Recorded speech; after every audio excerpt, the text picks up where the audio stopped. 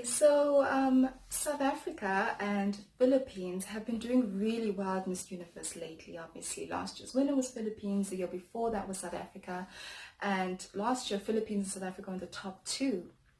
And there's always been this connection. For example, 2017, South Africa's contestant was Demiline Peters, and then Philippines was Rachel Peters, and then last year was Catriona Gray, which is a color, and then Tamarind Green, which is the cover, and with the same, beginning with the same letters. And then this year it's Gazini and Zozibini, and their names rhyme. So that's just a weird coincidence.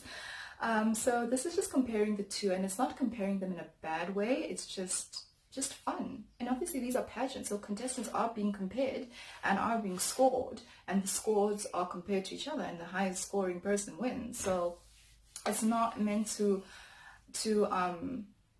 you know what, I'm not even going to try explaining myself. Let's just get into it, okay?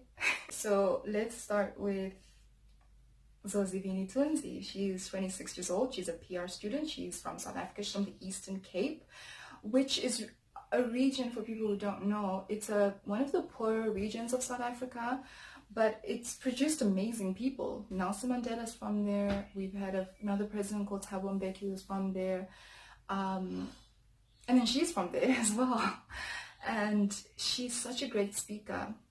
She stood out at Miss South Africa when she answered a question about violence in South Africa against women, about gender-based violence. And the question was something about, do you think there's hope for gender-based violence? Do you think it's going to get better? And she said no, she doesn't think so. And or she said there's nothing positive that's happening in the country with regard to how women are treated. And that was a very bold answer, very brave for her to just be honest and say her mind. And from that moment I said, okay, she's Miss Universe South Africa, because that was fantastic. She has her natural hair. She has her hair short, which is very unusual. She entered Miss South Africa in 2017. She made it to the semi-finals, but she wasn't one of the top 12 finalists. That was the year Demiline Peters won. Do I think she's capable of winning Miss Universe? Definitely. She will probably be in the top 5 unless something goes wrong. So mark my words, Zozibini is in the top 5 of Miss Universe, unless some other people outshine her. It's also a possibility. But she definitely has what it takes to be an incredible Miss Universe, and I'm rooting for her because she would be South Africa's first Black Miss Universe. I think she might even be the country's first Black national title holder of a major title. We've never had we've had Miss World, but we've never had a Black Miss World. We've never had a Black Miss Universe. She would be the first. And I think coming from a country like this, I think we do so well on the national stage, but it's unfortunate that it has been with non-Black contestants. It's just been with white contestants at Miss World and Miss Universe. And I think that really sucks. So I'm rooting for her. And she's got what it takes, because I wouldn't want a Black winner who doesn't have what it takes. She has what it takes. She's incredible. And then, yeah, so for me, she's like a 10 out of 10. And then we have Gazini, who I have loved since the moment I saw her. And I think she is spectacular. She's 23. She's a tourism graduate, and she's a model. Cebu, I hope I pronounced that right. She is one of the most beautiful women I've ever seen in my life. Her eyes, her jawline, the color of her skin. I love how she's a bit darker. Her smile. Oh my gosh, she's just perfection.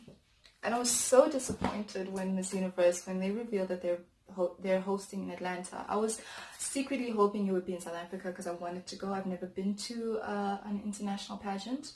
And I would have gotten to see her. It would have been just heaven. But anyway, that wasn't in God's plan. She's incredible. The only thing, and I say this over and over again, I feel like a broken reporter, is her communication. It's a bit lacking for me. But I've said this before as well. She does seem sincere when she's talking, which is a big positive. She's not someone who comes across as fake, and I think that's what helped her win. And Miss Universe, the Miss Philippines organization, they send their contestants to international pageants. They prepare them well. She's going to be prepared well. She's going to be tested, she's going to be trained, so her communication is definitely going to improve. It may not be at the level of Catriona Grace, but she's not Catriona Gray. She's a completely different person, and I'm excited to see what she does. She was amazing. She was fantastic at being on stage. Her walk was elegant. She was a big crowd favorite. The crowd was cheering for her, and she acknowledged it, and she allowed their energy to make her a bit more confident, and she was radiating on stage. She was spectacular, especially during Evening Gown in that beautiful pink dress, which is not an easy dress to wear. It's something I would not have picked out for her, but she made it work and she made it perfect. And she was obviously, those of us who follow Bini Bini, her and Patricia McTanon were like the two big contestants, and she outshined Patricia on stage in terms of runway walk. Yeah, she's fantastic and she's incredible.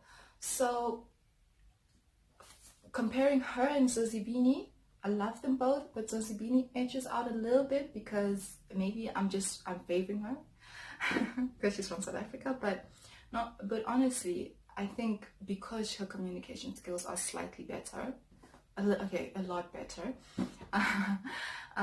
that's why I would say Zozibini, but they are incredible, and their potential top two.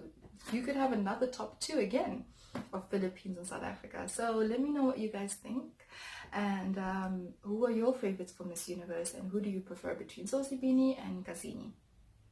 And please remember to subscribe.